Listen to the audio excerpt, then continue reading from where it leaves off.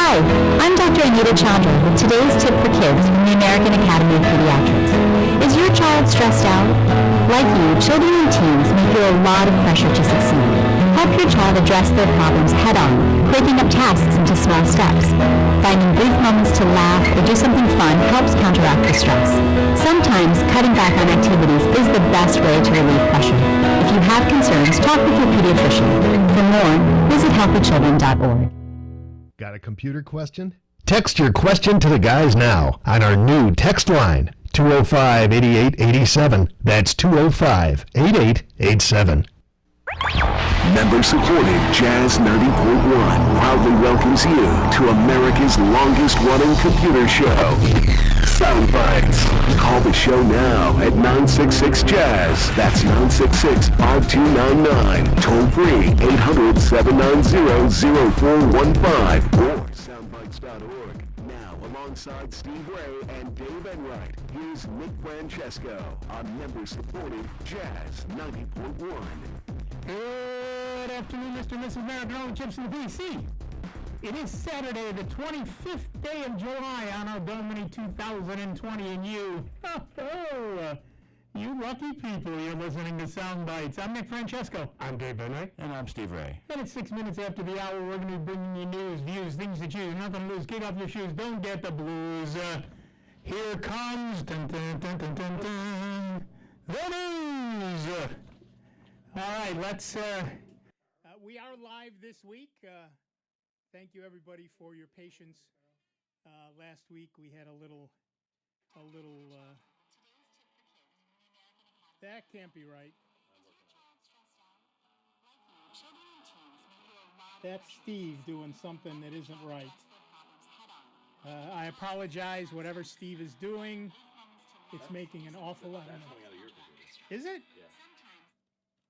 Oh, it is. But the distortion, I'm working on. Yeah, okay. The noise That is was, yeah, I forgot my wife had borrowed my laptop, my Chromebook, and she had turned up the sound. That's right. I apologize. That was on me.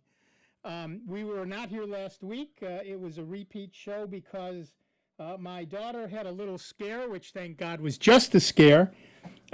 She thought she had contracted COVID. It turns out that she That's tested. the other scare that daughters give to Years? He Why has would not. it now? I'm not I've sure got a it's daughter changed too. anything. She's 35. Yeah, right. and now we're in the point where we're waiting for that. Yeah, right. It changes over time. Yeah. But we had a little scare, but she's had 2 negative COVID-19 tests. So the doctors cleared us to get back out into the world. She has to wait until Wednesday for her. She's voluntarily waiting till Wednesday for her 2-week quarantine.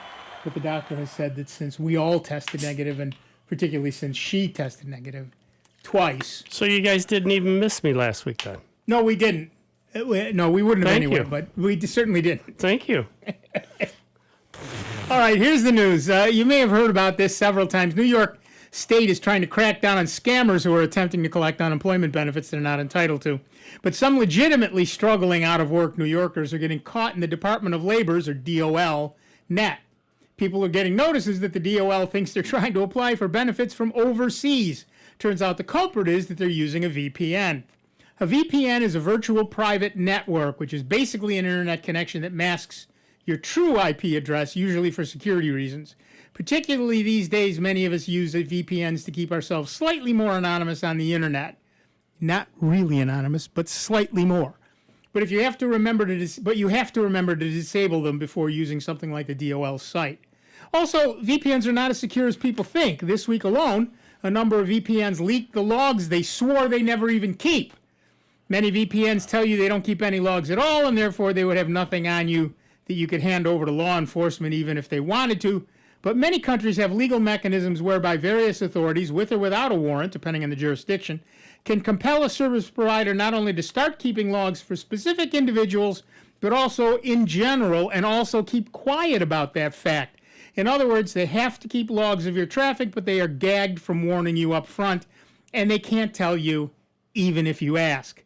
In reality, any VPN knows where you are, and to some extent at least who you are while you're using the system, and may even need to keep what amount to in-memory logs, at least ephemeral data use the jargon term, for some or all of each session, just to make the service work reliably. And history suggests that ephemeral data, stuff that should evaporate forever from memory once it's no longer needed and never gets written to disk or forwarded to another server, actually has a way of surviving when it shouldn't. So our poll of the week at soundbytes.org, that is Bytes with a Y, Francis would like us to remind you, is, do you think you're safe using a VPN? Your choices are, I trust mine implicitly. I guess I trust mine. Well, now you've got me thinking. I don't use a VPN. VPN. And other. And of course, if you said, well, so far we have 55 votes from 19 different locations. I don't use a VPN is well in the lead, followed by I guess I trust mine. One person says they trust theirs implicitly, which probably means they're running their own, They're just being a smart. or they run their own. That's the only way I would trust mine. And of course, if you selected other, please go over to our website at soundbytes.org. That's Bytes with a Y. Francis would like us to remind you. Scroll down on the left under Fascinating Stuff. You will see the forum. Second forum down is the poll discussion. Currently, at least, the number one item under poll discussion is 25 July 20. Do you think you're safe using a VPN? And, of course, you can give us a call, 585-966-JAZZ. It's 966-5299, toll free, 1-800-790-0415, or you can text us at our brand new text line number, 585-205-8887. I remember hearing on another podcast, one of their VPN sponsors, they were talking about they had a third-party audit and everything they were promising was true. They don't keep logs. Their servers don't have hard drives in them, just great gobs of RAM. That makes sense. So it can't save a log, and as soon as it gets unplugged, everything's gone anyway. Yeah. Right. Well, and maybe. I mean, the reality is, we just said, ephemeral data sometimes isn't as ephemeral as you think it is. Got a few minutes to super freeze the RAM cards to capture the data on them. Right. But Which yeah, I've seen some interesting things where they do that. You know, take liquid nitrogen and freeze RAM cards, and then put it in a different computer that you control, and you can read the data that was in the RAM. that's exactly right. But you have to. The one thing you really have to remember, folks, is that particularly the free VPNs. Yeah. You don't really know who's running that other end. Yeah. Most of them, almost all of them, are overseas, and some of them are in countries that are not our friends. So and have very different laws about what gets kept and not kept. So be very careful who you use as a VPN. Yeah, check out where they actually reside. I don't know of many that are in the U.S. at all. And if it's free, they're making their money somehow by selling your data, by injecting ads into your VPN stream. Right. So you try to open a website and you get their ad instead. Mm-hmm. I have thought about running my own VPN off of one of my cloud servers, but I haven't done it. It isn't that important to me at this point. Not high on the priority list. Yeah, the OpenVPN is an open source free VPN you can run yourself. You have on a server you control to be safe. Right. Yeah. Well, and that's just it. If you're running, of course, now the other part of that reality is most of my servers, not all of them, but most of my servers are actually virtual servers off a hosting company. Mm-hmm. Mm-hmm. Well, I don't know what goes on in the background there. Yeah. I do not. So I have tested them and et cetera, and I've read all the reviews and yada yada yada, and that's why I picked the one I picked. But I don't really know. Yeah. You can't really Yeah, tell. once it goes, it can go anywhere. That's exactly right. And well, And they could tell you, oh yeah, it's here, and it could be totally somewhere else, and there's no way you're going to find that out for sure. right. And people say, well, I'm using Tor and I'm using this and that and the other thing. Well, the simple reality is this, ladies and gentlemen.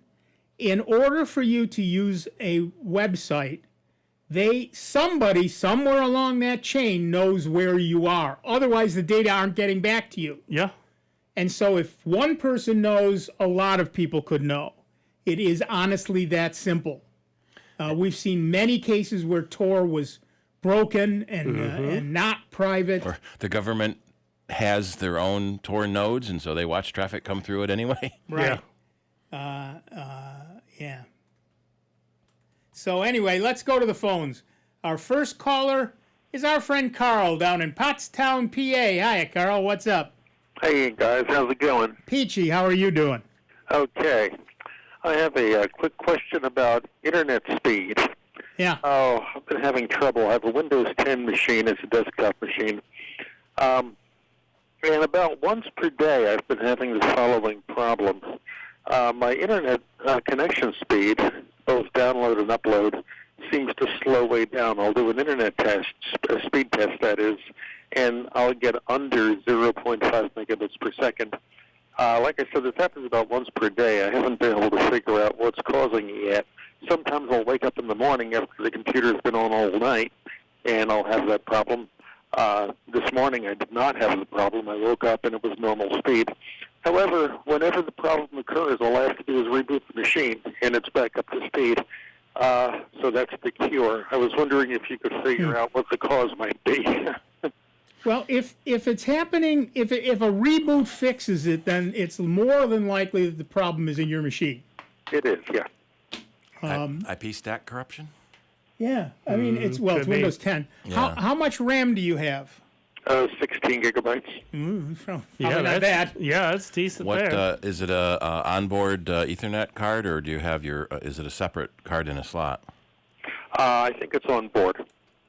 And It might be a all driver you're doing update. is what? Might be a driver update. Yeah, it might be a driver problem. And you're only rebooting your computer. It's not like you're rebooting the router or any of that stuff. Oh, no, just the computer, nothing else. It's Windows 10. That's one thing. And lately, even my machine, I've noticed since some of these updates, it's like it's slowing it down. Yeah. Well, okay. Yes, and there's a couple of things that you should do. Of course, you should dance the security tango to make sure there's nothing in the background eating up your RAM, your internet speed. That's the first thing I would think of as a culprit. When this happens, I would try using a different internet service. Try a ping from the command line and see if that's running slow too. Maybe it's only the web service that has a problem and not the lower level, ICMP internet connections. But also though, I mean, right now, I think all internet services are struggling. Yeah. Because more and more folks are doing, like we've said before, Zoom meetings, everything's going to that. And that's putting a strain on a lot of this architect that wasn't meant to do all this. Right, but if a reboot fixes it, it's likely in his machine rather than outside his machine. So one thing, I agree with Steve. One thing you might do is if you have another machine on your network, test the speed off of that one. Also, if you can do a remote desktop from one machine to another. Do you have any other? Works. What about any other add-ons that might have been, extensions that were added on that might be doing other searches or polling while you're on the internet? Have you checked out any of those add-ons? Because quite often when you download stuff or install stuff, other stuff sneaks in. And it'll add this add-on or that add-on. And even though you're just doing, say, the internet stuff, this other extension might be also going out there and trying to load and check things and everything else and adding to your slowdown. Also, I'm sorry. What does it happen at a consistent time? So we used to say that like 3 or 4 o'clock, internet got really slow because the kids got home from school. Yeah. But now they're always home, so the internet's always slow. The other thing to do is, are you running anything in the background like torrent applications or cloud storage apps like Dropbox or Google Drive? Is your antivirus software doing some sort of update? Do you have Steam installed, and is it doing something? Of course, that recent update in Windows, though, now added that Edge Right, Microsoft Edge has always been in there, but Based on Chromium now, so it's actually good. Right. The other thing is, and this is weird, but if you have an NVIDIA GeForce Experience graphics card, yes, it has been known to slow down your internet speed. Doesn't make any sense. No, of course it doesn't make any sense. Faster graphics card to slow down your internet. But of course, the way you handle that is check the task manager and click your performance thing. See how much. You've probably already done this, but check your CPU usage, check your memory usage. You'll see the Wi-Fi usage as well and the Ethernet usage. So, and by the way, the Bluetooth usage. If they're all running off the same card, it could be that any one of them is swamping your system. Yeah, and a lot of PCs these days have that one single Broadcom chip that does all, Wi-Fi, Ethernet, any communication, Bluetooth, everything. Yeah. So have you checked your task manager? No, I haven't checked that. Not in detail. I believe I did check it for CPU usage, and that was fine. Right, but check it for Bluetooth, Wi-Fi, and Ethernet. Mm-hmm. It may well be that for example, I personally run Linux, so it updates various things throughout the day, and that drags down. And I've got gigabit Ethernet, so I don't notice it, but I can see that it uses that in the background once in a while. Yeah, it wouldn't hurt to check all your drivers for updates too if you haven't done it in a while. Right, particularly the Bluetooth, Wi-Fi, and Ethernet, any of your communication drivers. Mm-hmm. And then check your open resource monitor, and check to see what's using your various things, particularly again network stuff. Okay, I'll give that a try. I'll check all those things. Perfect. Let us know. I will. Thanks. Oh, one last thing. Yeah. If you're running Microsoft's firewall, just for grins and giggles, next time you get a slowdown, turn that off. See what happens. Okay, actually, I'm using a Bitdefender. I believe that has a built-in firewall, so I'm using that instead. Yep. Well, whichever one you're using. Just make sure the Defender is turned off. Right. Well, just turn it off and see if your speed jumps back up again. At least now you got an idea of where the problem might lie. Mm-hmm. And check those extensions and make sure something else isn't in there running in the background. Yeah. Okay, I'll check that too. All righty. Good luck. All right. Thank you. Bye-bye. All right. Thanks, Carl. Yeah, it's just Windows saying you got to reboot every now and then. Yeah. See, it usually crashes before you get to that. Yeah. No, just kidding. Soundbites your name. We had a guy many years ago who ran our Linux servers over in the College of Business, and he got really angry one day when one of our servers had been up so long that the uptime counter rolled over. Wow. Yeah. Must not have been a 32-bit counter then, because that's a long time. That's a long time, yeah. But yeah, I update mine quite. My system updates very rarely. Do I have to reboot? Very rarely, but once in a while I do. Yep. All right, back to the phones. Our next caller is Bill from Irondequoit, New York. Hi, Bill. What's up?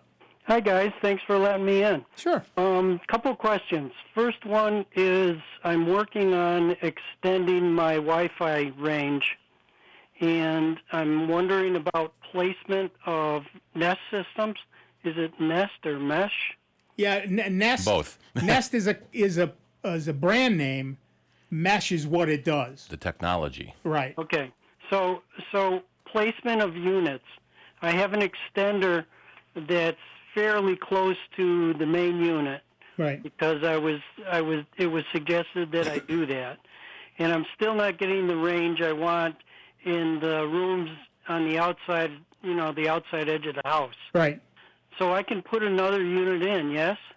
Well, it depends on what your mesh network They is. should all be the same brand. Yeah. It's very tricky to get different brand router and extenders and meshes to talk to each other. Right. Okay, so I would use the same brand. Yep. Yeah. Right. Got that. How about placement? Well, let me suggest that what you do is map your Wi-Fi, And the way you do that is you download to your phone some sort of Wi-Fi analyzer program. On Android phones, it's called Wi-Fi Analyzer. I think there's the same one for same Windows, one for iOS. And then you turn that on, and what it does is it shows you the strength of your signal. Walk around your house, find where the signal drops, and put your extender at the place where it's still high. Hello. Gotcha. Just before the drop. I've already downloaded those programs, and I know what you're talking about. Excellent. So I will do that, but I wasn't sure how to proceed from there. Yeah, that's what you do. You should. One of the things that I've also found to make it easier is you set up your new mesh router when you're physically right near your main one. Right. And then even especially with Nest and the Google setup process, then it tells you to move it to where you want it to go, and it will test it itself and see if it's a good enough signal. Right. The problem you run into is kitchens and all the metal, bathrooms and all the metal piping. Those are the hard places to get around and through. Right. And I've been trying to figure out a way if I haven't found if the Nest can be a bridge.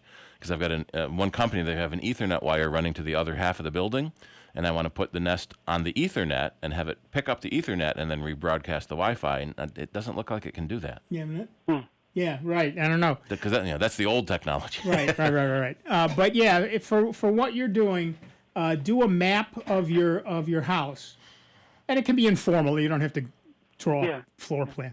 But grid paper, floor plan. I know.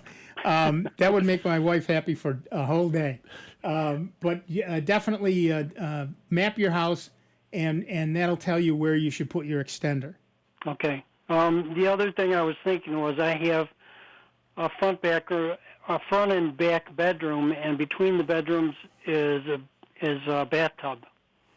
And I put the extender. Well, the main unit is in the living room. The extender is in the back bedroom. And my office is in the front bedroom, so I'm thinking that since it's the extender is at the height of an outlet, because it's plugged directly into an outlet, right? That it's trying to go through the tub and having problems. Yep, that's absolutely possible. One of the things that's hot, not just the pipe, the bathtub, but all the pipes in the walls. I mean, think about and visualize where all those pipes are. Right. So one thing, just and to fix that would just be an extension cord, right? That's that's really all you need there, or of course a power strip. Yep. So I tried the extension cord because that's what my thinking was moving forward with this, and I hung the extender on the top of the curtains, so it would be over the bathtub. Sure. And that didn't work. Yeah, well, because also, of the pipes. Right, where are the pipes in the walls? That's the other problem. So again, you might need to, one thing you can do, again, to map it, move that extender from, maybe near the curtains to near the door to back near the curtains, and then go in the other room and check the strength of the Wi-Fi signal. It may just be distance. Did that. So far, we're on the same sheet of music. Yeah. So you may need to put it in a different room. I don't know that I would put it in the bathroom. I don't know what else you have. Or put an additional one in. Yeah. Or put an additional one maybe in the hallway or Or even in my office. Or in your office. There you go. Remember, it's not going to magically increase the signal from the other thing. Right. So you need to put it somewhere where the signal is strong so that it can push more signal farther. Okay. All right, we got to take a break. Okay, I just had one more quick question. Okay, hang on. I'll get you after the break. I'll hang on. Back in just a couple of minutes. Dave Enright, Steve Ray, me, Nick Francesco, Bill from Irondequoit, and you. It is 30 minutes after the hour. It is Soundbites. It is member-supported Jazz 90.1.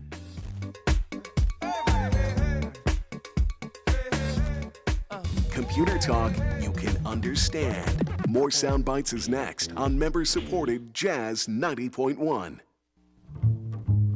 Now you can explore Rochester and surrounding areas with a member card as your guide.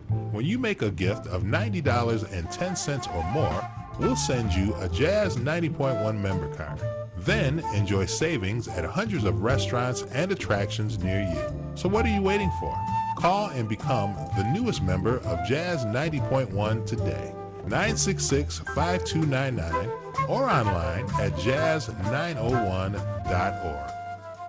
Jazz 90.1, streaming online worldwide at jazz901.org.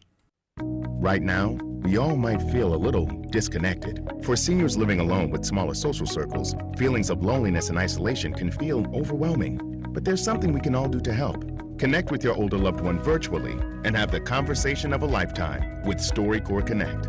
Anyone can conduct an interview, and every interview will be archived at the Library of Congress, becoming part of American history. Connect, honor, share at StoryCorpsConnect.org/AARP. A message from AARP, StoryCorps, and the Ad Council. Parents, it's been quite a year. We've grown closer, more creative, and helped each other in new ways.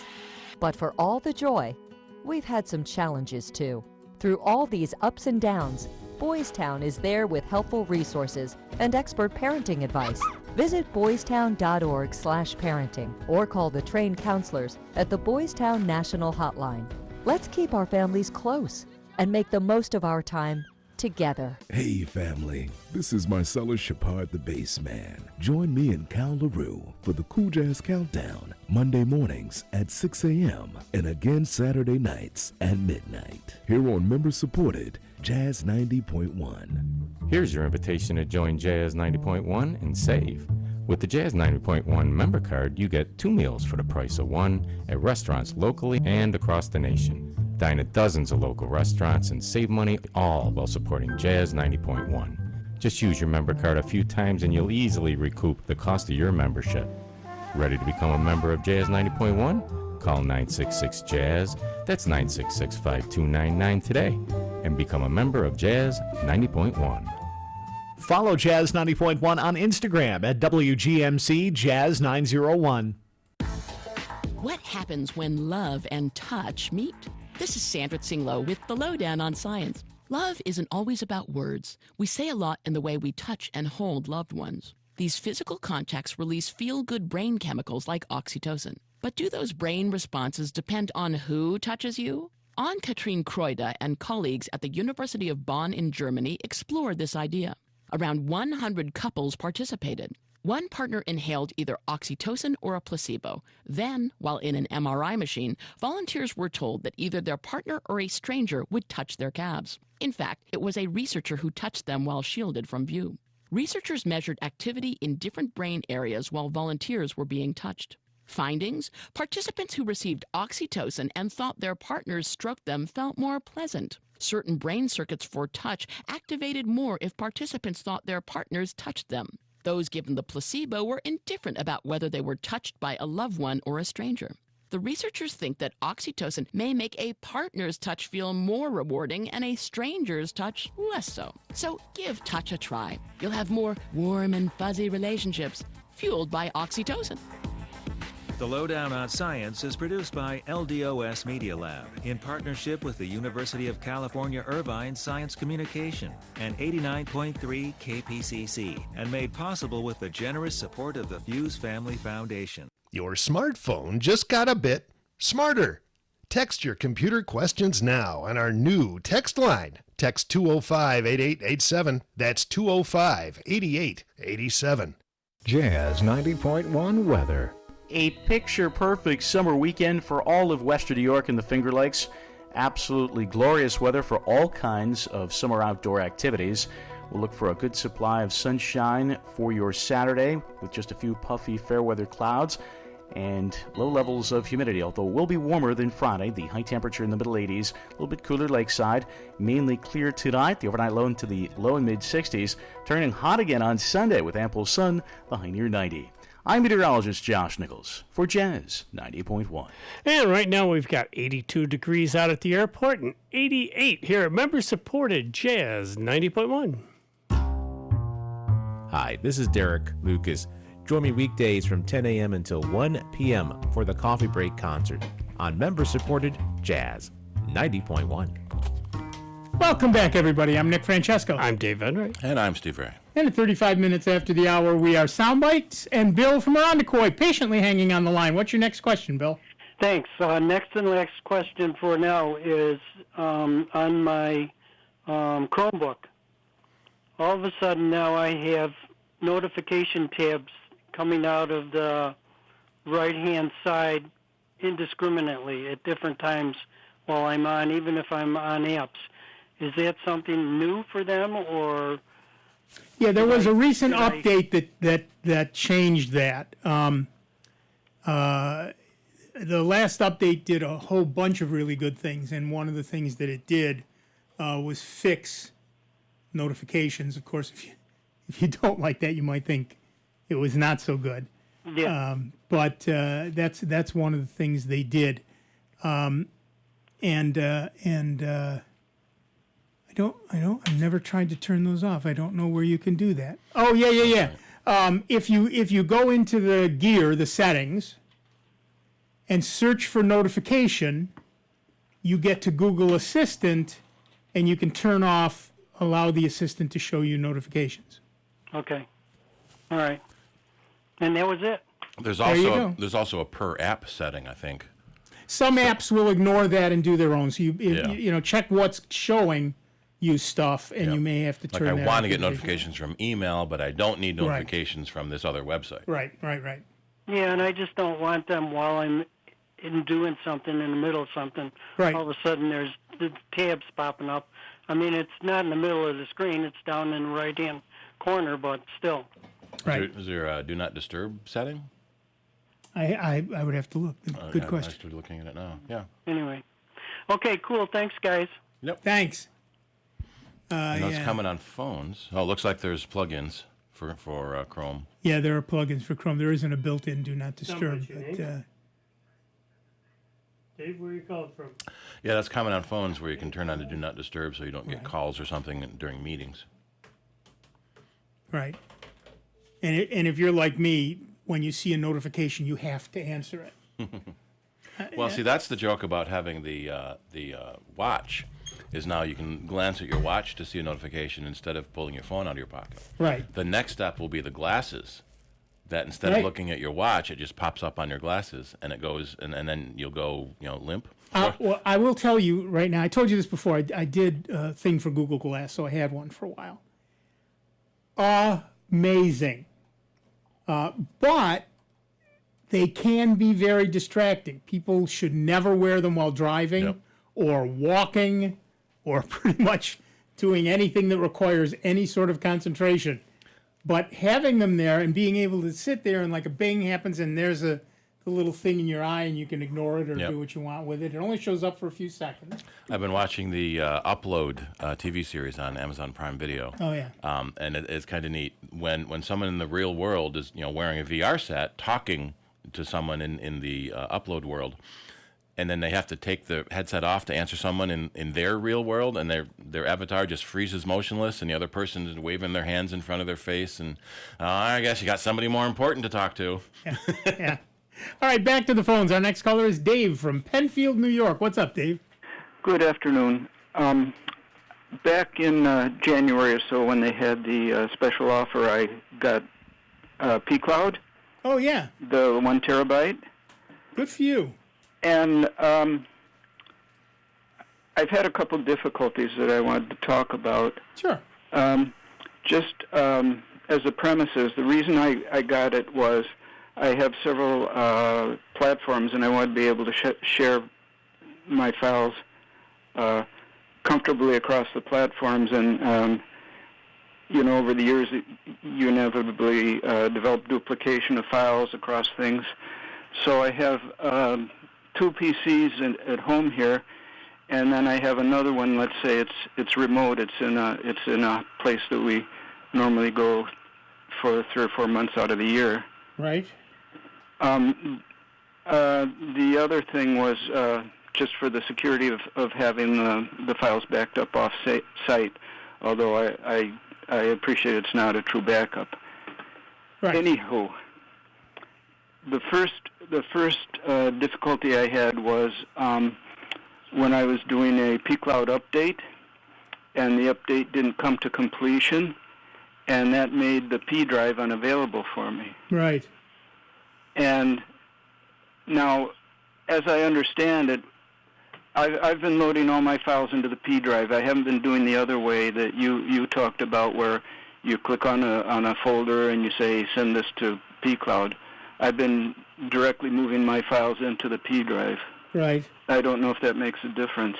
Well, it means you don't have a second copy of them on your computer.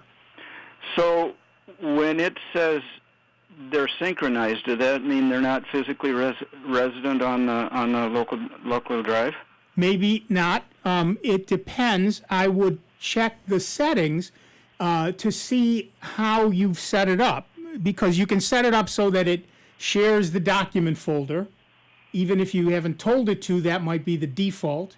And if you didn't change that, it's also backing up the documents folder. But if you don't put anything in the documents folder, of course, it's always in sync because there's nothing there to sync.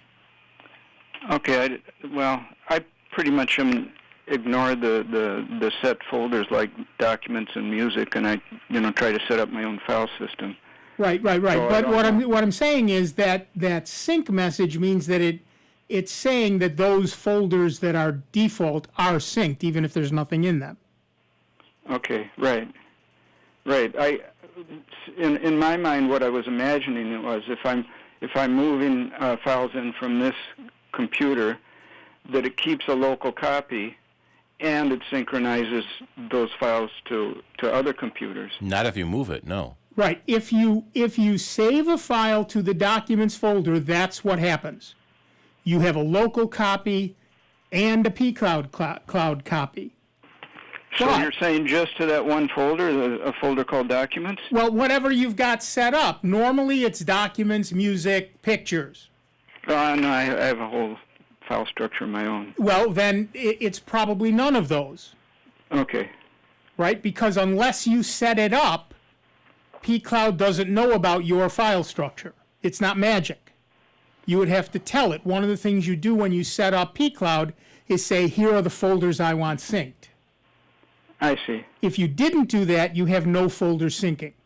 Okay, so at this point, according to the way I've done it, which is just copy files into P, then all those files are virtual. Well, if you've copied them to P, then they're on your local drive wherever you copied them from. Right, if you but moved I was them, planning on deleting those once I was satisfied. Right. So once they're up there, if you save directly to that, or if you erase the local copy, then the only copies are virtual. Right. Okay. So then, what I was worried about is when I a couple times it's happened now, the update won't come to completion, and the result is that the P drive's not available. And I was thinking, well, if these files are local on my computer somewhere, where are they if I can't access them through the P drive? Right. And if you've been deleting them from your local drive or saving directly to pCloud, they are not on your local drive. So Okay. the way pCloud is designed to work, and therefore will work both best and seamlessly, is you save stuff to your local drive. You tell pCloud what folders you want synchronized to the cloud, and then pCloud will, in the background, automatically synchronize those. So you will always have two copies, one local on your machine and one in the cloud. But if you haven't set it up that way, particularly if you use your own file structure, then you don't have them on your personal drive, you have them only in the cloud. Well, my goal was to have a single file structure that was common to all three platforms. right. So whatever folder name you start with on your file structure, tell pCloud to sync that folder. Well, what he wants is nothing local and everything in the cloud. In pCloud. Well, okay, that's two things then. Right. In that case, you can do that, and what you do is, in order to share it to another machine, the easiest way to do that is to go to my.pcloud.com and log into your account, find a folder you want to share, and then click Share. and then you can either share the link or invite people to the folder itself. And if you say invite to folder, you can share the folder with other pCloud users, one of whom is, of course, you. I mean, you would use your same username and password on another machine. If you share the link, you can share it with anybody, even if they don't have a pCloud account. Okay, but so if I do this and I click share and not share the link, does that mean the other platforms will see it with the same structure within the P drive? You will see the same structure. You will see everything from the folder you shared down. Right. So if you let's say you have 3 folders. So maybe I need to make a master folder in P and only have that one folder. Right. Okay. Then that should work. It's an extra layer, but. Right, but remember now, the original idea behind pCloud is that it is a backup. You're not using it as a backup. Yeah, I would be very wary about not keeping a local copy. Right. Well, I mean, that's up to you. Yep. But the point is, you now need to be aware that you only have one copy of all of your data, and it's in the cloud. If you lose your internet connectivity, you don't have those anymore. And if, God forbid, the company goes out of business, all your files are gone. Right. Right. That's why we always say at least 3 places to back up your data. Right, but now he has no backup. He only has storage. What I'm responsible to do then is to keep my own file structure local to each of the 3 machines. Right. Which would be synced to the pCloud structure. Right. So that master folder you have on your computer, your local hard drive, tell pCloud to sync that, and then on the other computers, you'll see that same master folder on those local hard drives. And you can share. And then I'd have to make local copies on them, right? No, it would share that master folder to the C drive on the other computer. Right. So here's the deal. Oh, okay. On your main computer, you put everything on your hard drive and sync it to pCloud. Well, yeah. It's just listen. No, it's okay. I know that's not the way you do it, but this is the way it's meant to be used. Fine, go. You save everything to your hard drive and sync it to pCloud. Then you have 2 copies. And now you have 2 copies. Now on the other machines, you can invite to the folder, and they will be able to share those documents from the cloud the way you want to do it now, but you still have 2 copies, one local on your main machine and one in the cloud that every other machine shares. And so in essence, the second machine you connect will make a 3rd copy. Okay, but then when I'm at my remote location, I'm going to want to have a local copy there too. Then you copy everything down and do a sync that way as well. Okay. So you add that computer to your pCloud account, and so it's or just copy all the files down. Right. Yeah. Mm-hmm. Right. I mean that's just another place. Then he's got it as backup. Right. Okay. Then those other 2 copies on the other 2 devices will automatically be kept up to date locally. They are not local. If you invite to folder, you are sharing the folder, but not letting them download the data. So it wouldn't be on those other machines. It would just be a link into the cloud folder of those. So, for example, I have a Chromebook. If I were to put it on my Chromebook, I would be able to share that folder to my Chromebook and see all of those files, but they wouldn't be resident on my Chromebook because, frankly, there's no space for those on my Chromebook. There's not a download as needed option? I can download any one of them as I need it, but they wouldn't all live on my local storage. Yeah. I see. Okay. The second issue I had, and maybe it's kind of inherent in what your answer was here, I was having problems when I was working live on a file that was on the P drive that it wouldn't be really synchronized. In other words, I was working on a Word document, and at a certain point it refused to save. It just flat out said, I don't remember what the message was. It was a couple months ago, but it refused to save, and so I went back into pCloud Rewind and found the last right point save, and recovered from that. And I was thinking, oh, pCloud's so great. I have this rewind. I can make up for Microsoft errors, but I think it was really a pCloud error. It may have been, or it just simply may have been an internet glitch. Remember, when you're saving and loading files directly from the internet, you are at the mercy of the quality of the internet connection. And is it possible that file was opened on another computer at the same time? No. But and it's not just your connection. Remember, you connect to your company, your internet service provider. They connect to their downstream provider. They connect. So it could have been just a little glitch in any one of those that prevented pCloud, that prevented, let's say, Word from saving that file directly to pCloud. Now, that's different from something like Microsoft Live 365 or whatever they're calling it this week, or iCloud. OneDrive, or Live Office 365. Right, yeah, that's the over service, and then OneDrive is the feature of the over service. Right. Everything is Microsoft, is the same thing. Right, it's OneDrive or iCloud or Google Drive. You're actually working on Google Drive. You're actually working on the server itself. And so if there's a lost connection, you don't lose any data at all. Okay. The way you're using pCloud and OneDrive and iCloud, you're working with a local copy that gets saved back to the server, and if there's a glitch in that save, that's where the problem can come in. Okay, I realize I've taken a lot of time here, but just one last scenario, make sure I know what I'm doing. Let's say I'm working on a file on one computer, and that's the computer that has the local copy, and so it goes in and syncs to pCloud.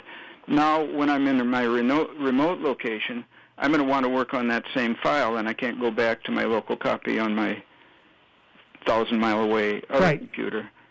So what should I do to work on a live copy from that remote machine? Do I? My suggestion would be to copy that file down to your machine, edit it there, and when you're done, copy it back to the P drive. Okay, but I'm going to have to remember to copy it. It's not going to. The way you're using pCloud, yes. Yeah. So if you create a local synced folder, it would do that automatically. Right, but you're not doing that, so you would have to remember to do that yourself. But could I create a local synced folder? Yes, that's what pCloud is designed to do. Okay. All right. I'll have to work with this a little. No, I get it. It's a weird concept to get because it's a new way of doing business. But pCloud is designed to sync to the cloud and sync everything correctly. And so anything you do in one place is automatically synced in all the other places. But the way you've got it set up, that's not what's happening. Yeah, and I looked up the error message I got when I was trying to work on a text file, a little Perl script, and it kept giving me a message that it looked like this had been changed someplace, updated somewhere else, and I looked that up, and it said some cloud services they have issues with their dates when they're syncing and so on. Well, if you've got it. Every once in a while, like I said, there's a glitch, and if in that little bit of glitch was the date of the file update, it would get out of sync. And that's why I asked if you had the file open on another computer, because if another computer saves it at the same time, that can be a problem. Oh yeah, for sure. Got to keep that under control for sure. Yeah. Okay, I guess I'll try to digest this and see how it works. Good luck. It is a difficult thing to wrap your head around as a new way of working, but once you get it all done, you're good. You can sit back, and this way you've protected yourself in case anything happens. Too many folks don't take the time and effort that you're doing to get in and back up their stuff. And we hear the stories constantly, from year to year. Oh, well, I meant to. At least I got to congratulate you. You're at least taking the time and effort, and that's the way to go. It takes some time to figure it all out. It's daunting. Yes, it's daunting, but the bottom line is how important is your data? And it's very important, of course. Well, right, of course. That's where you spend the time and effort. Absolutely. Right now, the way you've set it up, it sounds like you do not actually have a backup. You have one copy living in the cloud, which isn't bad. It's just not ideal. Correct. Okay, I got that. All right. Thanks, Dave. Okay, thanks a lot. Yep. Bye-bye. And for those of you who are wondering what the heck we're actually talking about, if you go to soundbytes.org, you'll see Steve has pinned at the top of the page, backing up at asknick.com. And if you go to that page on my website at asknick.com, if you click the backing up Ask Nick link in the post, you'll see that one of the solutions that I have is pCloud, and they offer a lifetime subscription. Currently, I don't know what it is today. It's still $175 for half a terabyte, one-time charge, lifetime charge, $350 for 2 terabytes. It says 2 terabytes is 65% off today. Yeah. So I just installed the pCloud client on my Mac. Well, but before you do that, let me just say full disclosure. If you use the link on my webpage, it's my affiliate link. I get a few pennies here and there, which I very much appreciate. I was going to say, you're not taking any vacation on that money. Yeah, you ain't kidding, but I still appreciate it so much. No, it's still, but at any rate, sorry, go ahead. You just installed it. I just installed the client, and I get a warning that software developer Benjamin Fleischer is trying to load a kernel extension. There you go. So why doesn't it say pCloud? Because on your machine, Benjamin Fleischer wrote the Fuse plugin that lets Linux machines read other file systems. Right, exactly. But it doesn't warn you that in the installer. Right. Do everything but. Yeah. Right. That's Mr. Butt to you, buddy. Thank you. Oh, I see. No, I'm older. That's right. But yeah, so if you're not backing up, shame on you. It's that simple. If you are backing up, you need at least 2 and probably more. As I say on that page, you don't have enough backups. You just don't. I don't care how many you have. You don't have enough. And one possibility is something like pCloud, which if you set it up the way they suggest, which is not the way Dave did it, but if you set it up the way they suggest, is every time you save something to whatever folder you've designated, it is automatically in the background backed up to the cloud. So you don't even have to think about it anymore. It is the easiest backup I have ever used, and that includes the stuff I wrote myself. Mm-hmm. And it's immediate. So, and if you're not connected to the internet, the next time you are, it works. Yep. It does the backup for you. So it really is, so far at least, the one I have found to be easiest. I've gotten it for myself, my wife, my daughter, so that they don't have to think anymore. Set it up, walk away, set it and forget it. Boom, done.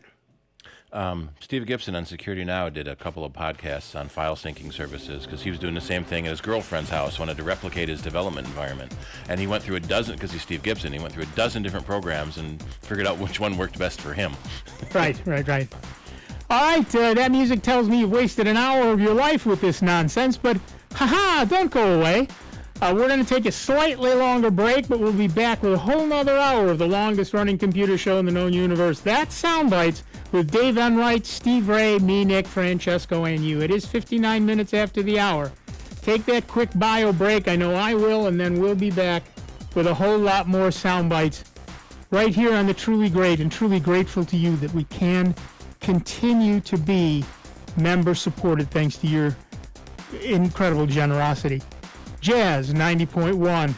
Give us a call and we will see you on the other side.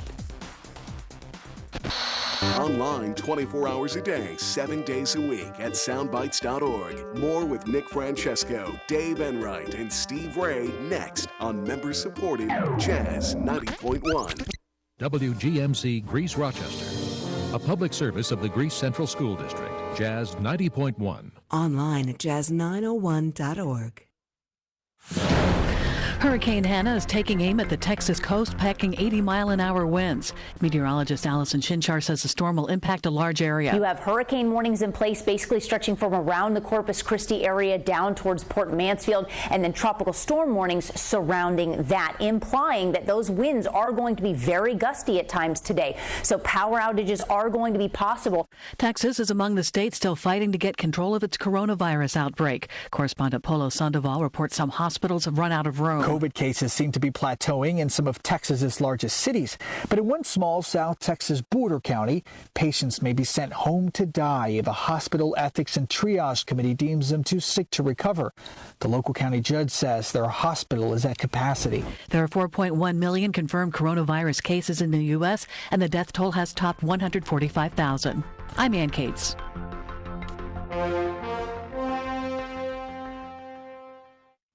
I am what child hunger looks like in America. I am a 9-year-old boy who hopes a friend invites me to a sleepover so I can have dinner. I am a 15-year-old girl who goes for walks during lunch so my friends won't know I don't have anything to eat.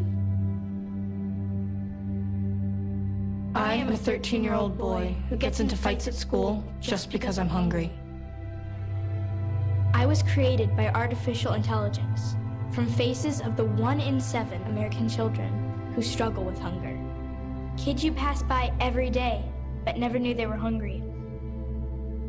Feeding America, 200 food banks strong. Hello there, I'm Ian Shaw. Do join me on the next Ronnie Scott's radio show, as I'll be joined by one of my besties in the whole world. The amazing Claire Martin will be with us to talk about her new collaboration with Callum Au. I'm very grateful that he chose me, because without that happening at the moment, I really wouldn't have much going on. So I'll see you on the next Ronnie Scott's radio show with the wonderful Claire Martin.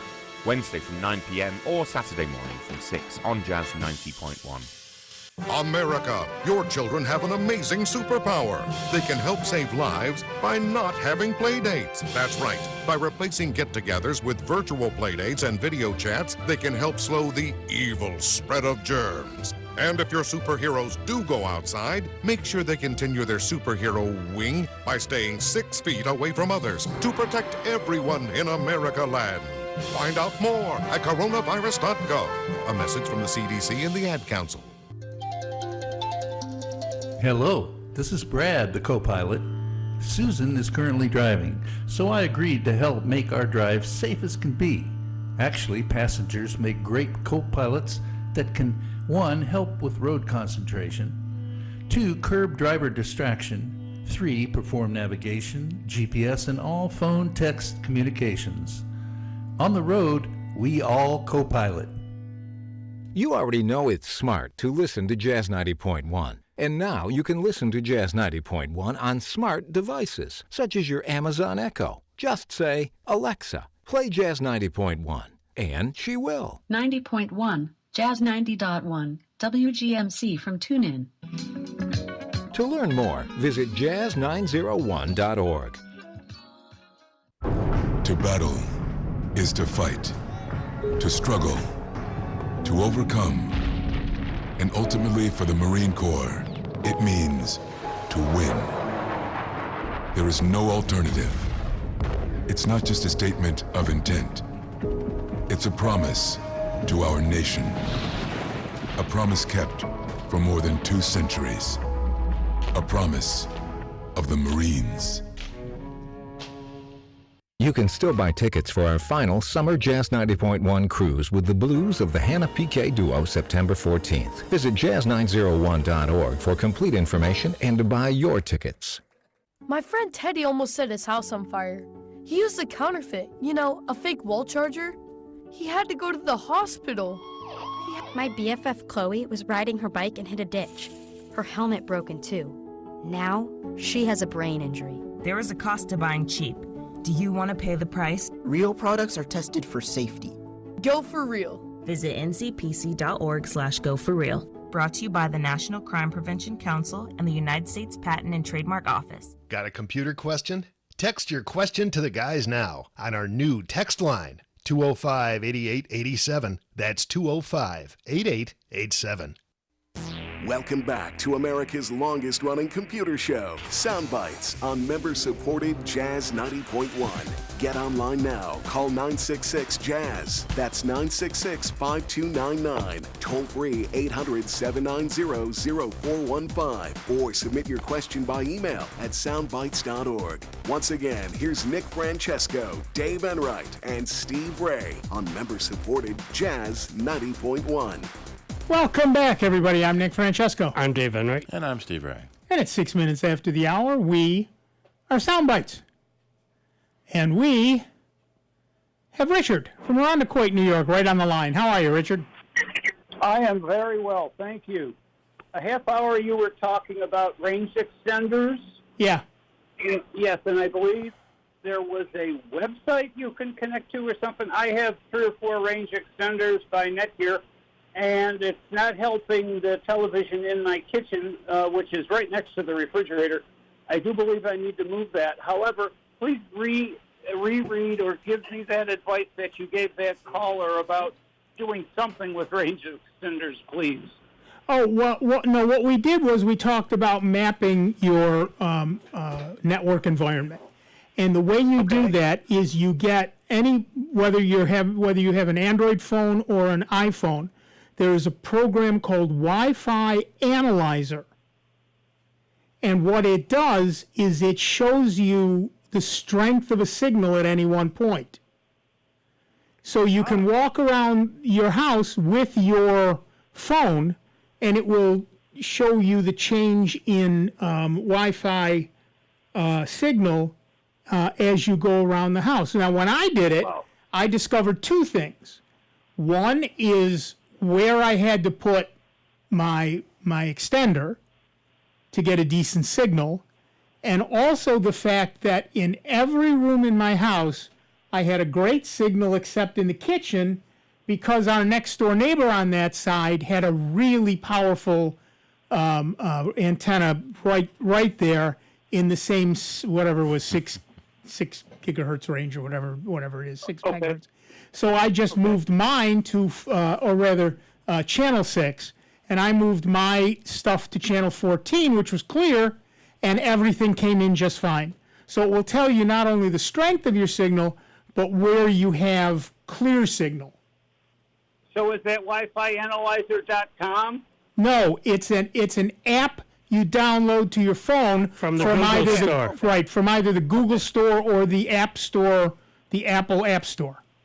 I got it.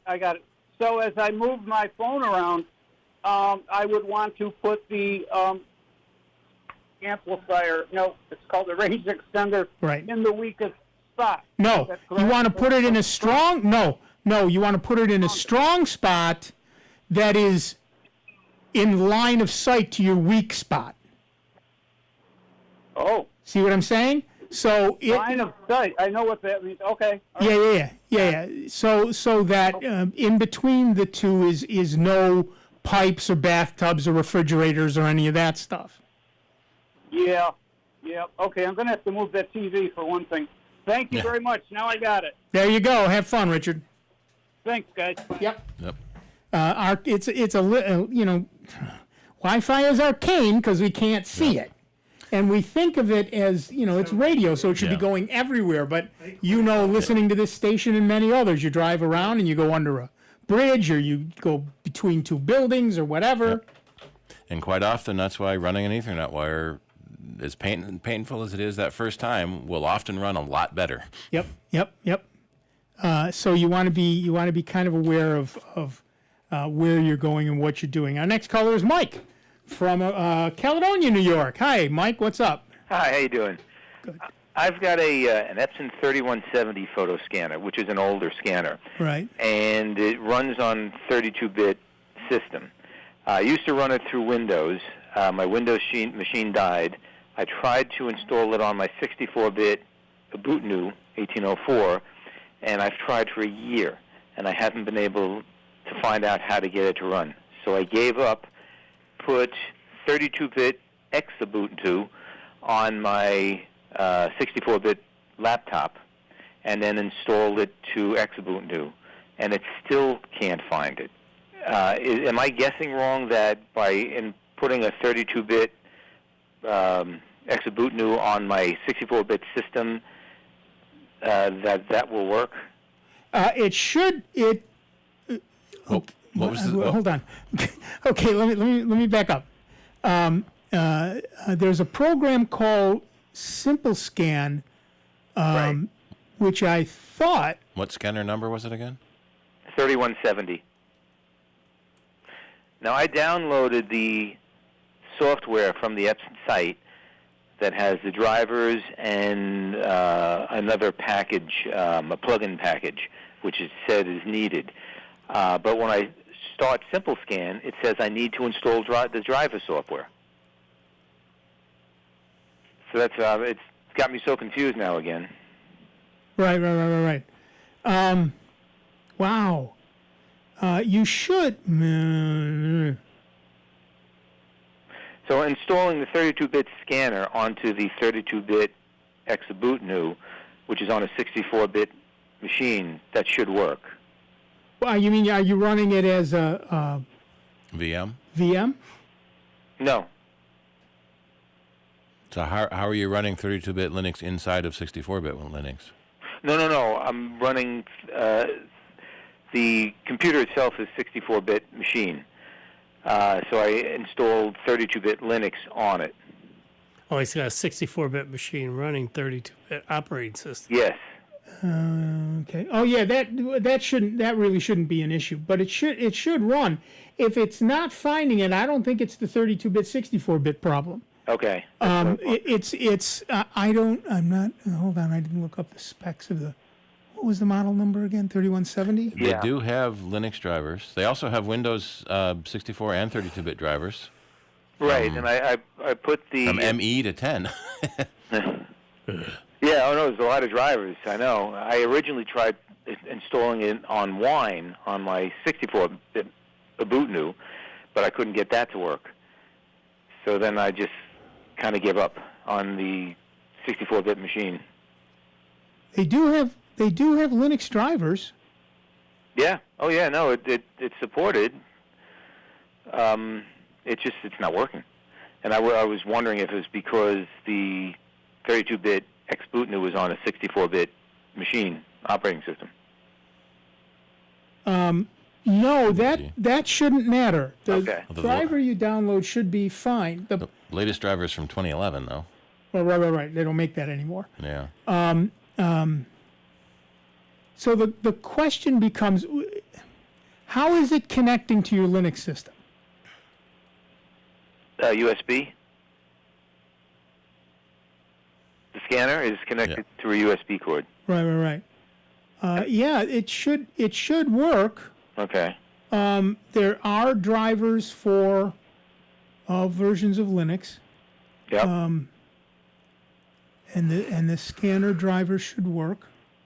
And let me pick something from 2011. There's another scanner program called ViewScan that I've used that supports older scanners as well. And it looks like they have Debian, RPM, and TGZ for different Linux versions.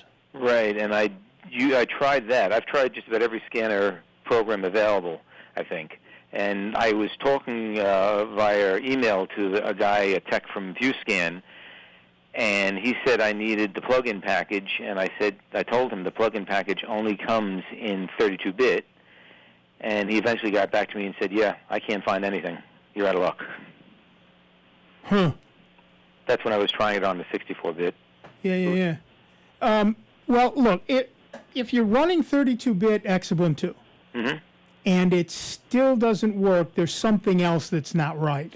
Yeah. Either you're not connecting to the USB, and that's the only way this connects, right? There's no network or any of that. Yeah. There were how old is the scanner? Oh, I don't know Pretty how old. There were problems. A lot of the early scanners were parallel and had a USB bridge inside the scanner. So Right. outside was a USB port. And that's what I've seen a lot of the scanner programs not able to handle those types of scanners. Mm-hmm. Well, now, if I do, and I forget which one it is now, but I did I think it was LS USB, and it saw it. Right. But it, so I know the machine is seeing the scanner. Just not the driver to run it. It's just not seeing the drive. Simple Scan is not seeing the drivers that I've installed. Right. Okay, so New scanner's $100. You want the other side, yeah. Well, that was my next alternative was to get a different scanner, but I'm hoping I can get this to work. It's kind of gotten to be a project now. Yeah. No, I get that, Yep. but it doesn't. I see that other people are having the same issue. Yeah, but mostly on 64-bit machines. I can't find anybody who's tried to install it on a 32-bit machine. Right. That's what makes me think that there's a different issue. Mm-hmm. That isn't the driver. Right. Maybe the scanner itself is malfunctioning. Right. No, because it works in a Mac machine. Oh, okay. It just might. Go ahead. I was going to say that's what I thought about. Maybe even the USB cable that it's not working. But my wife's machine is a Mac, and I plug it in there, and it comes up right away. Right. It may just be that nobody's written a proper driver since 2011, and nobody's maintained it. The scanner itself is 15 years old. Yeah. Yeah, I know it's an old scanner. Yeah. I remember in the early days, we used to sell the Agfa Arcus scanner. Oh, I remember It was that. $3,000 for the scanner and another $1,000 for the SCSI card to run it. Yeah. And we sold that to all of our graphic arts departments. Wow. Yep. Nice work if you can get it. Yeah. Yeah, really. Well, because it had the optional transparency head, so you could do transparent materials. Right. Do you think uninstalling the Simple Scan and all the drivers and starting all over again might? I would uninstall all the drivers. I would install Simple Scan by itself and see what it finds. Oh, okay. Just uninstall everything and just with Simple Scan see what it finds. Whether it's 64-bit or 32-bit shouldn't matter because there's a bunch of built-in drivers, including an Epson generic driver. So unless the 3170 has some really, really weirdness about it, it should at least find it and do a standard scan on it. Right. Okay. All right. I will try. I'll see what goes on. Good luck. Another Thank you. suggestion I just found is to install a VM, put a 32-bit Linux in a VM inside your 64-bit machine. Yeah, right. That's about it. Thanks. All right, we got another text message in here. And it says, hello, I have a 6-year-old Asus tablet. When I turn on the Wi-Fi, it shows me 15 networks. My 1-year-old Samsung tablet only shows me 3 networks. Why the difference? Am I doing this from the same house? I am doing this from the same house. You're holding it different. Yeah. The placement of the antennas in the tablet can determine what networks it sees based on the interference your body's electric field is creating. Mm-hmm. And so some of them you're seeing are probably so far away that the second tablet doesn't have as great a reception. Right. One of the As long things, as you see the one that's in your house, that's all it needs to Yeah, see. that's exactly right. One of the issues that we generally find with these things is that as time has gone on and people have tried, companies have tried to save money, they're using, let's be honest, cheaper and cheaper components. And a component that 15 years ago, or 6 years ago rather, would see 15 different networks.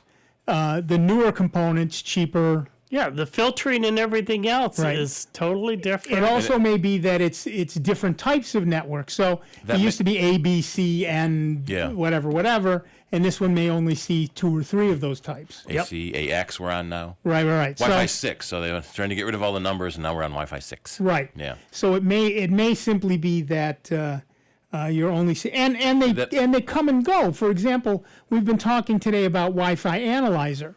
If I run that long enough, suddenly new nets pop up, and then they disappear again, and then they pop up again. Extreme range, yeah. Right. And that may be by design in the new tablet because it only needs to connect to a strong signal that's close to you, so it may not bother showing you weak signals. They're all radio waves, and the way they get bounced around and everything else, I mean, somebody all of a sudden gets in the middle of it, say the signal that, I was seeing all these before, but if somebody happened to get in the way or something else, it can disrupt signals and everything else. Right. I've read stories where people call tech support and say they can't get onto the internet, and my good neighbor's gone, but I can only see the bad neighbors. Right.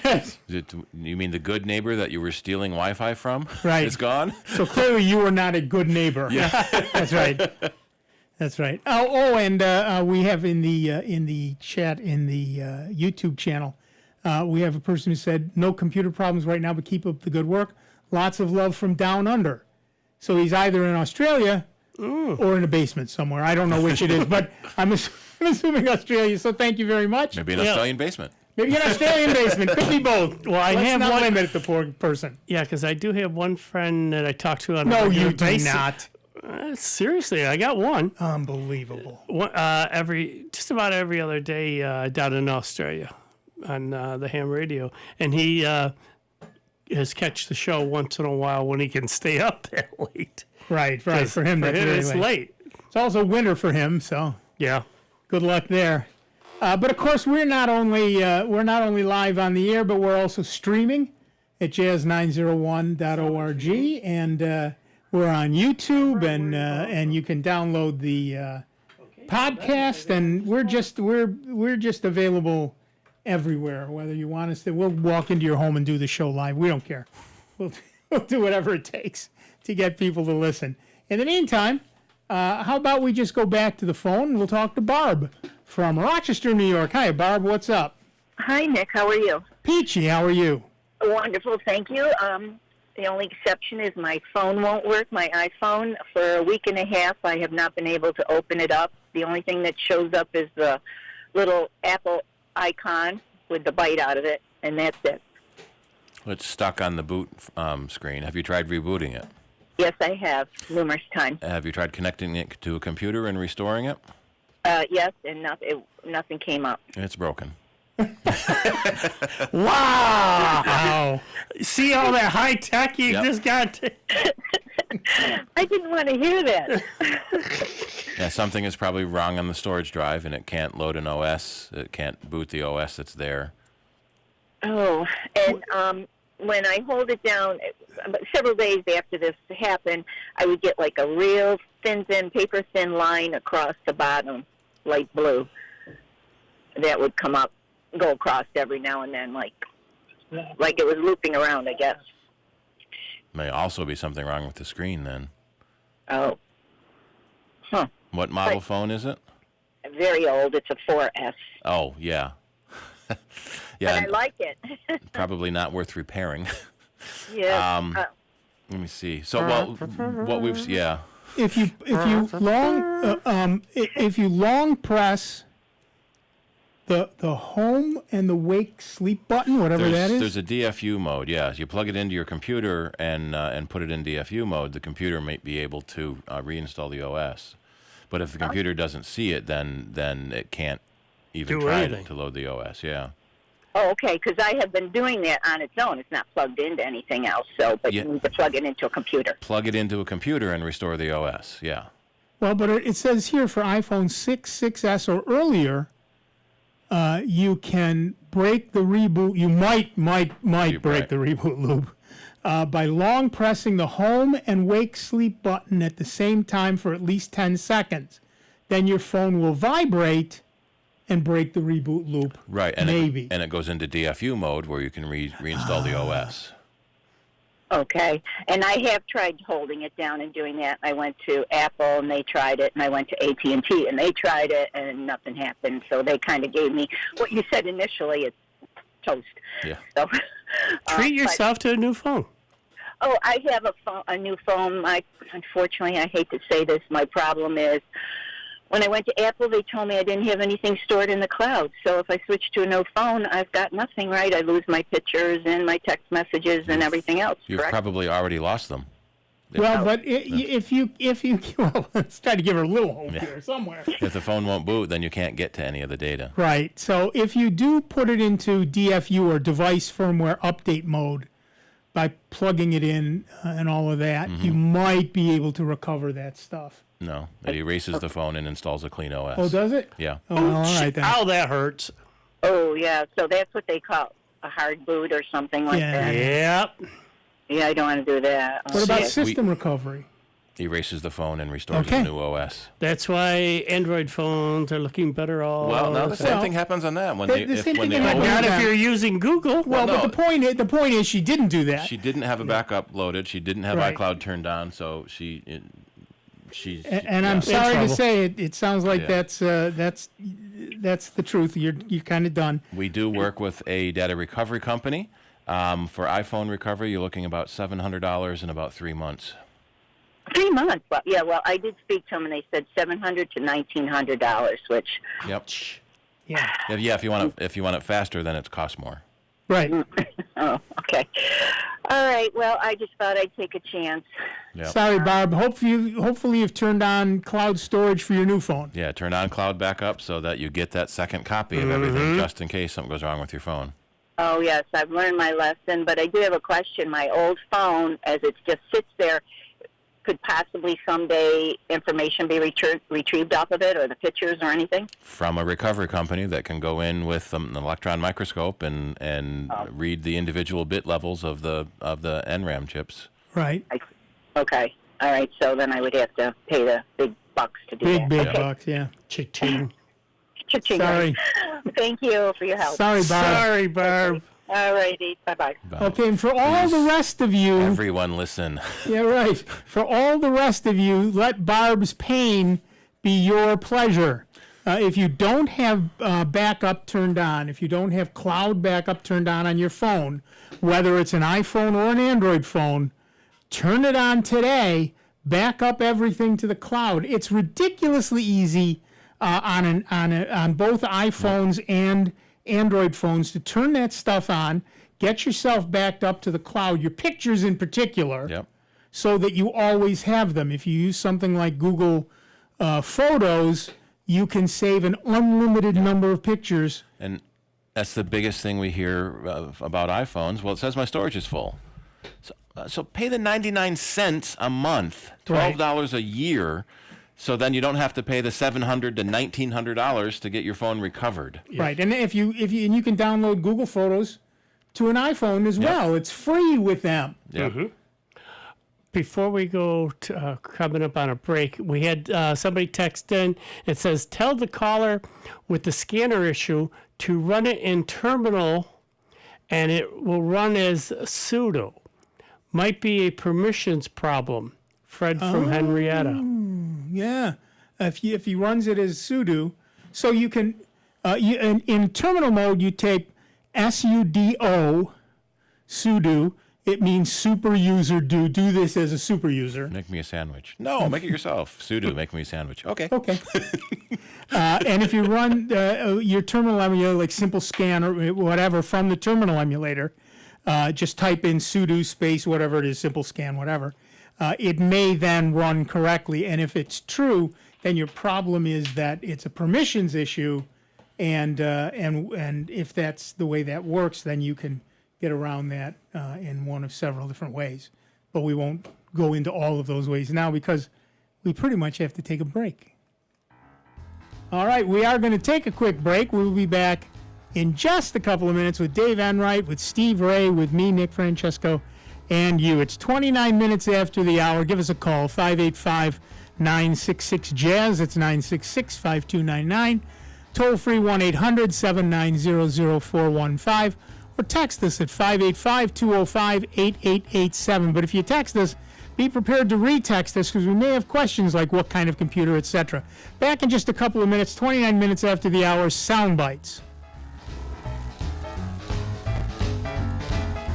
Before you call into our show, please make note of the following rules. 1, turn your radio down. 2, turn your radio down lower. 3, remember, nobody has invented a good-sounding speakerphone yet. Don't use them. 4, make sure you have a point. It makes for a more interesting show. 5, Calling does not guarantee you'll get on the air. No whining. 6. If you do get on the air, please do not tell the host what you just told the screener. We don't care. And 7. Is that radio turned down yet? We hope this will make for a more enjoyable program, and we thank you for your time. It's America's longest-running computer show. Back to more Sound Bites with Nick, Dave, and Steve. Next on member-supported Jazz 90.1. Official WGMC contest rules are available online at www.jazz901.org. Some of the best sounds you'll ever hear are generic, safe, effective, even money-saving, just like FDA-approved generic drugs. Even if they don't come in the exact same color or shape as their brand name equivalents, they have the same key ingredients and go through a rigorous review process. Talk to your doctor or pharmacist today and visit fda.gov/generic drugs. Generics are safe, effective, and can save you money. You'll like the sound of that. The success of any business depends on its ability to offer value, a great quality product or service for the right price. Businesses themselves need to get value for the things they need as well. As an underwriter of Jazz 90.1, you can get the word out about your business, what you do, where you are, and how to reach you. Underwriting messages are straightforward, simple, and easy to remember. Underwriting at Jazz 90.1 is a great way to promote your business while supporting public jazz radio. For more information, call the Jazz 90.1 business office at 966-2660 today.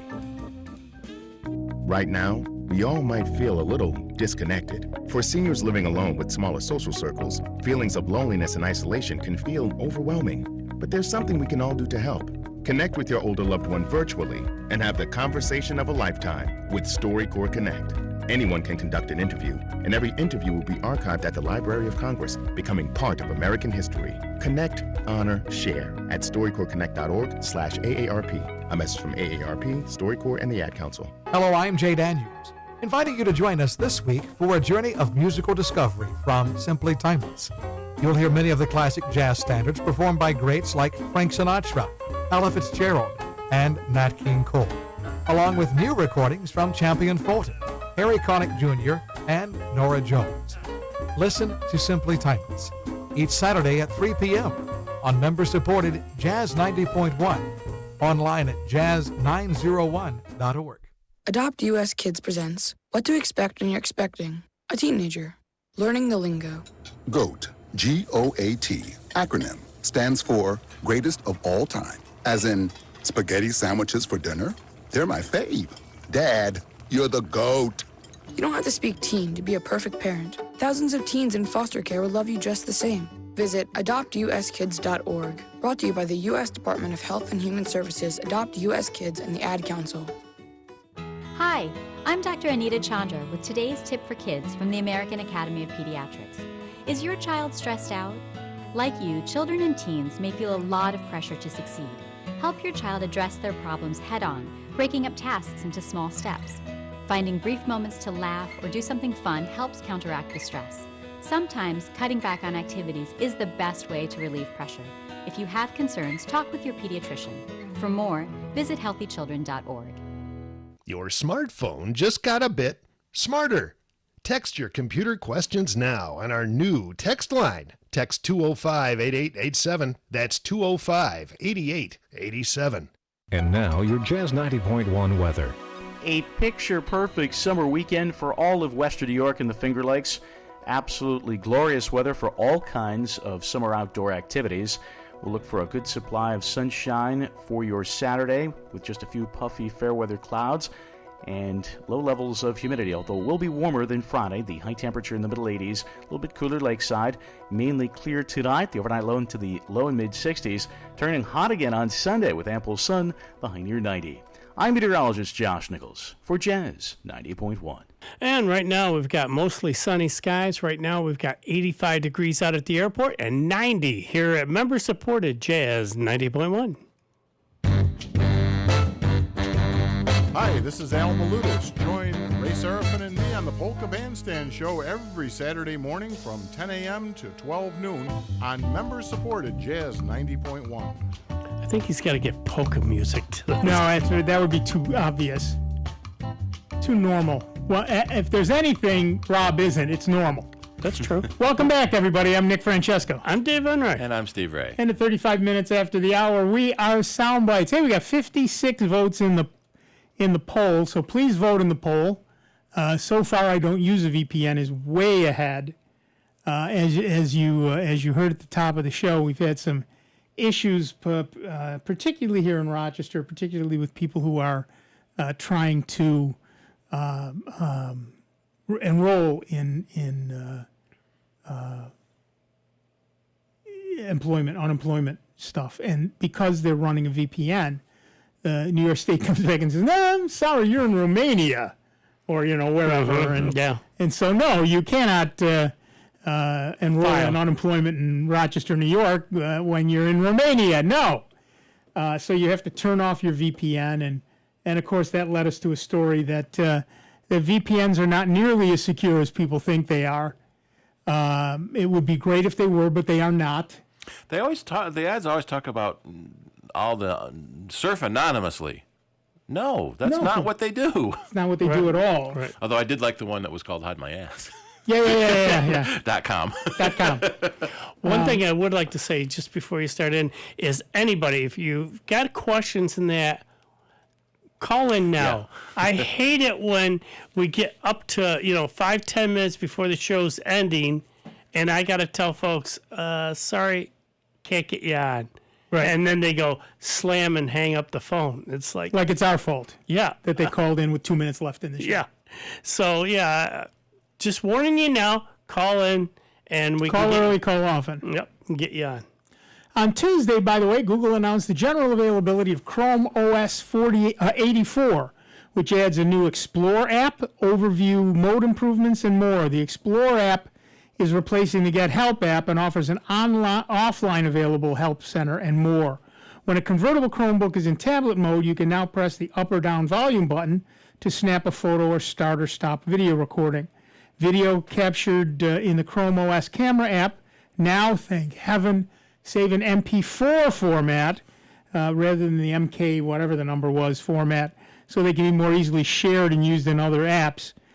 You can now drag a window to the left or right edge to quickly set up split screen and overview mode. Those with multiple displays can also drag windows between displays while in overview mode.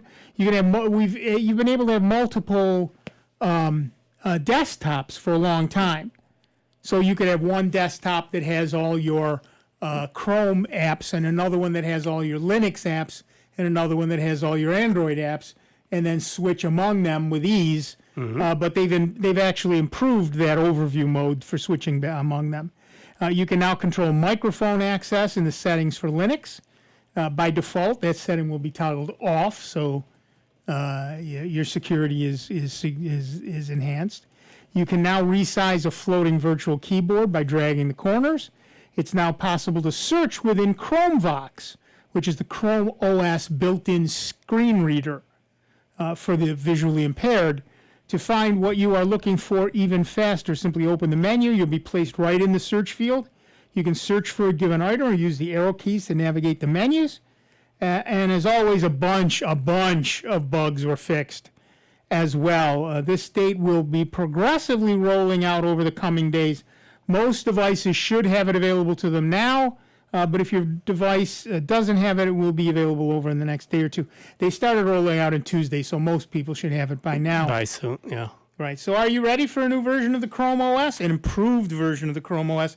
Give us a call, 585-966-JAZZ. That's 966-5299, toll free, 1-800-790-0415. Or text us at 585-205-8887. Speaking of which, somebody did text in. This one's, I think, towards Steve. Tried to find the Wi-Fi analyzer in the Apple's App Store. See several analyzers, but none with that name. Any in the Apple Store that you recommend? I don't recommend any of them, no. But there's dozens of them to choose from, and most of them are free, and you can Try them it out see and how it then works. uninstall if it doesn't work right. Yep. There is the one that I use is in fact called Wi-Fi Analyzer. It is from somebody called Farproc, Farproc. Wi-Fi Analyzer. There are a couple with that name. The one I use is from a guy called, or a company called Farproc, or a woman called Farproc, or a dog, I don't know, called Farproc, Farproc. That's the one I happen to have found first, and therefore the one I use. But they all do pretty much the same thing. And being able to map the Wi-Fi in your home, and not just in your home, but, you know, my beloved bride wants to listen to her podcasts and things, her streaming stuff from the backyard, her Pandora from the backyard. So I had to make sure that I had an extension that reached into the backyard for when she was out there, and also the driveway, and also the front yard when she's working out there, and sitting on the porch, and et cetera, et cetera. So it's not just the... it's not just in your house. It's pretty much anywhere. And again, you'll see plenty of things. Oh, it's Barb again. Yeah. All right. Sorry, go ahead. It looks like I've tried about half a dozen of them. The one, and it says free. I say get and see how it works. And the Apple Airport utility has a Wi-Fi scanner built in, so I usually. But it doesn't move around. You move and then scan again, and you move and scan again. Oh, okay. Yeah. All right. Yeah. All right. Back to the phones. Our caller is once again Barb from Rochester, New York. Yes. Hello. I'm sorry to bother you again. No. I understand that a gentleman called in right after we hung up, and I didn't catch his suggestion on what I could possibly do with my iPhone. No, it wasn't for you. It was for the person several before you, a guy named Mike who was having a problem with a scanner. Oh, okay. I thought it was Fred from Henrietta. Okay. No. Sorry. Okay. It's all right. Sorry about it. Bye. Not a problem. Thanks, Barb. Go ahead. We got another. No, I was just going to say, I'm sorry. It wasn't for you. It was about Mike's scanner and how he might be able to run that scanner, even though he doesn't seem to have the right drivers. All right. I got somebody else that texted on, and it says, "Hello. It's the other Rich from Irondequoit. My question is how to unlink contacts from two different Gmail accounts, not each one, but all of them in each account. Thanks."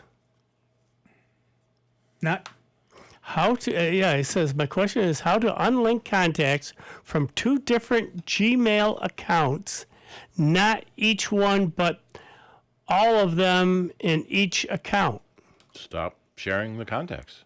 Yeah. In your account, you tell it what other accounts you want to share your contacts with. So turn that off.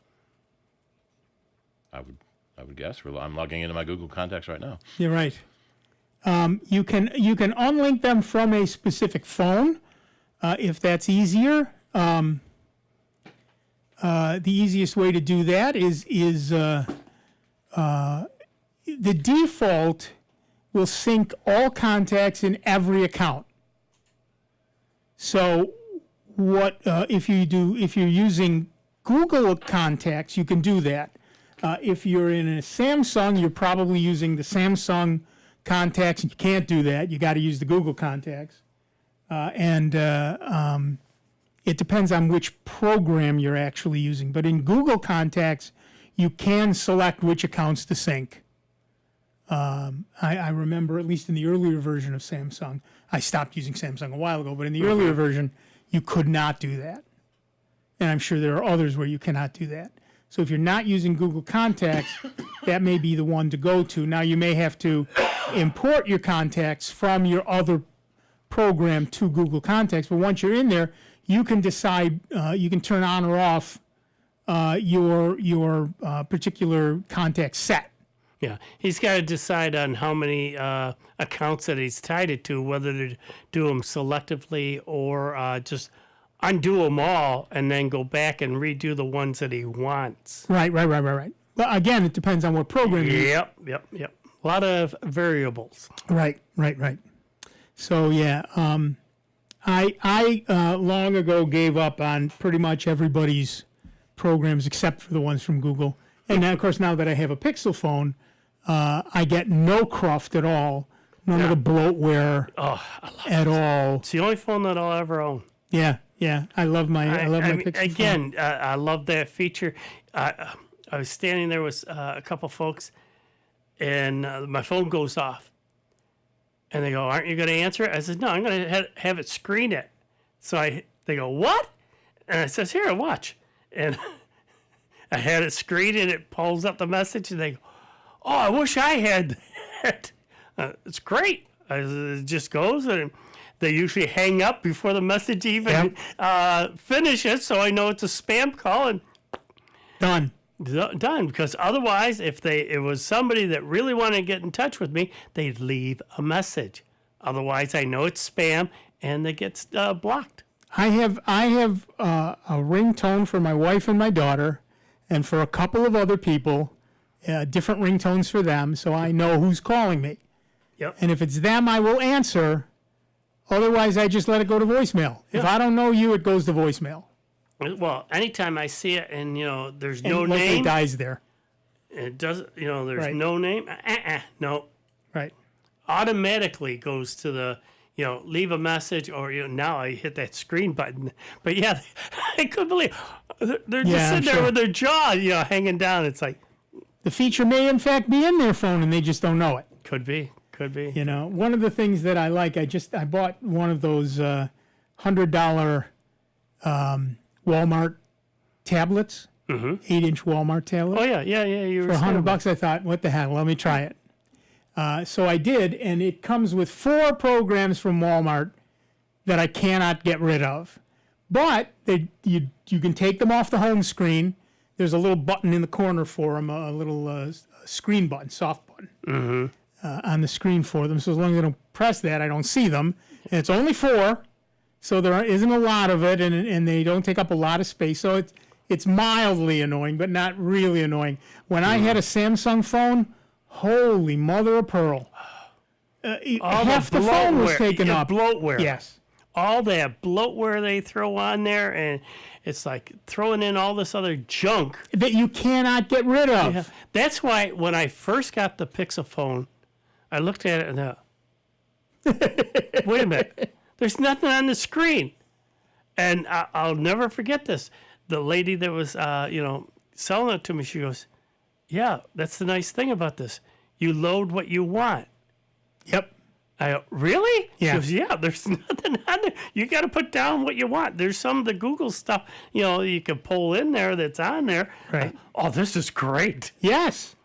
Yes, it does come with some Google stuff, but you can remove those if you don't want them. Yeah, but why wouldn't you? Well, right, but the point is you can. Oh, yeah. No, you have complete freedom. Right. But the other thing is it doesn't shove all that other junk. Right.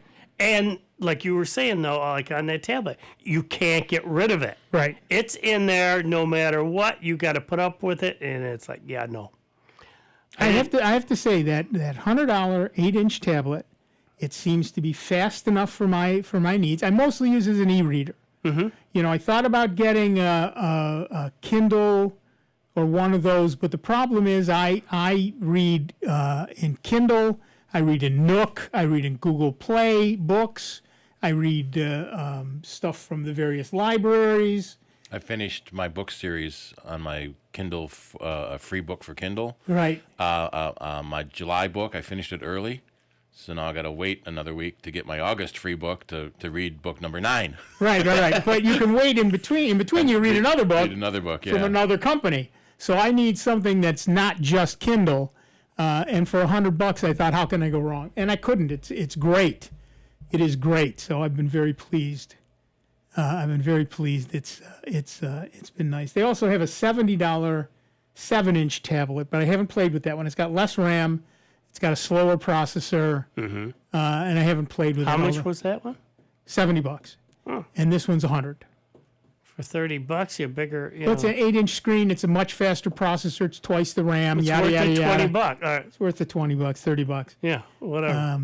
But I did get one of those for my wife to use at market as a screen to show pictures. Oh, okay. And so I bought a second one to give to my daughter, and I don't know if she's played with it at all yet. I just bought those, so we'll see.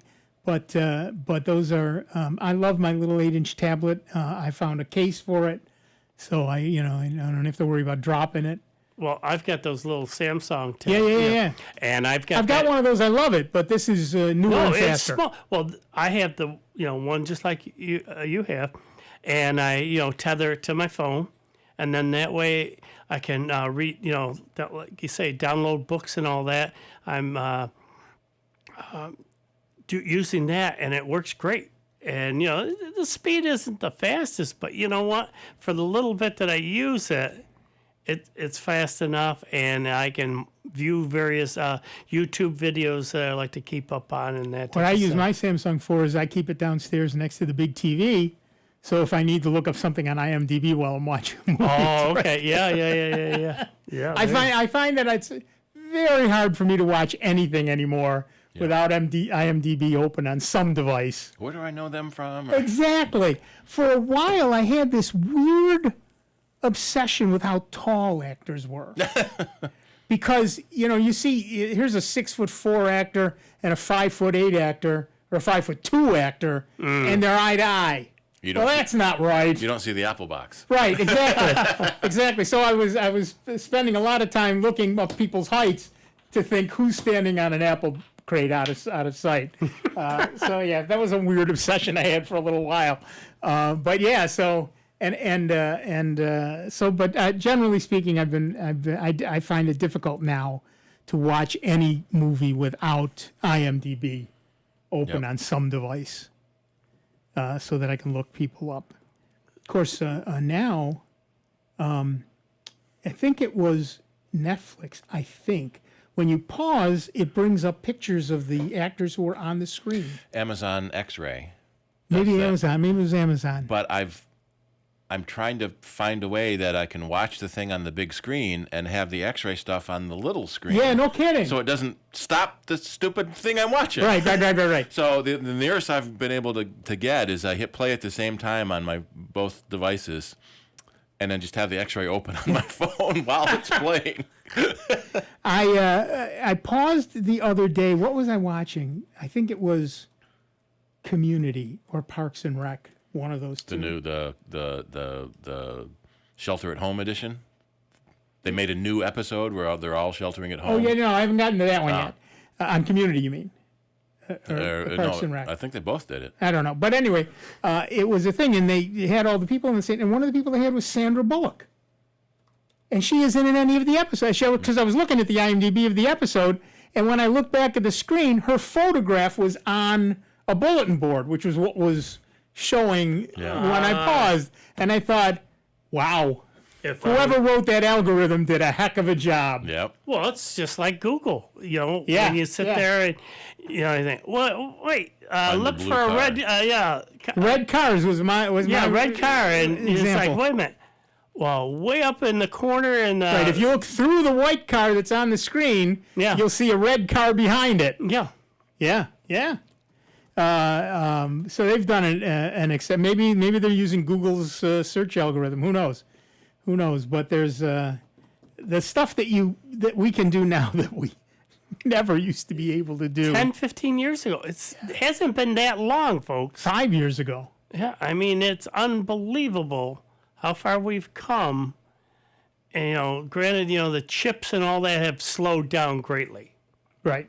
Because, you can only go so fast with them before they just be too stupidly hot to even run them. They'd wind up overheating and causing more issues than that. Like I say, the biggest thing they have to concentrate now on is battery life. Right. And that's where I still say, any manufacturer of the cell phones, because that's where the big money is right now, that can come out with a longer running battery, it's going to hit it big. If they can sit there and tout that their battery will last 2 full days without charging and doing all this and all that. Well, let me give you some good news then. I have a very quick news item I have time to read. Yeah. In the pursuit of a rechargeable battery that can power electrical vehicles or EVs for hundreds of miles on a single charge, scientists have endeavored to replace the graphite anodes currently used in EV batteries with lithium metal anodes. But while lithium metal extends an EV's driving range by 30 to 50%, it also shortens the battery's usage life due to lithium dendrites. And it's also much more volatile and ready to explode. Right. Well, what they've now got are some solid electrolytes made from both polymers and ceramics that don't create dendrites. So that's in a brand new battery that hasn't hit the market for years. That's what I was hoping you were going to say. Well, I saw David Pogue did a science thing 5 years ago now on these solid electrolytes. Right. And it still hasn't come to market yet. Still hasn't come to market. All right, we're done for another week. I want to thank everybody who called in, particularly those of you who called in early. I want to thank Dave Enright and Steve Ray. I'm Nick Francesco. It's been a great week. Thank you all. Please, and thank you for those of you who have been kind enough to donate to Jazz 90.1 so that we can remain publicly supported. We appreciate that. Be good to one another. We will be back next week with a whole lot more of the longest running computer show in the known universe. We will see you in just 166 hours. America, your children have an amazing superpower. They can help save lives by not having play dates. That's right. By replacing get-togethers with virtual play dates and video chats, they can help slow the evil spread of germs. And if your superheroes do go outside, make sure they continue their superhero wing by staying 6 feet away from others to protect everyone in America land. Find out more at coronavirus.gov. A message from the CDC and the Ad Council. When you underwrite the programming of Jazz 90.1, you make your business known to people who enjoy jazz as much as you do. Your on-air message is short and tasteful, making it easy to remember with basic information about your business, including how to reach you. Underwriting is economical, too. To find out more about underwriting Jazz 90.1, call 966-2660. That's 966-2660. Hey everyone, this is Dan Gross. For most of my professional life, I've had the privilege of recording concerts at Bop Shop Records. Now,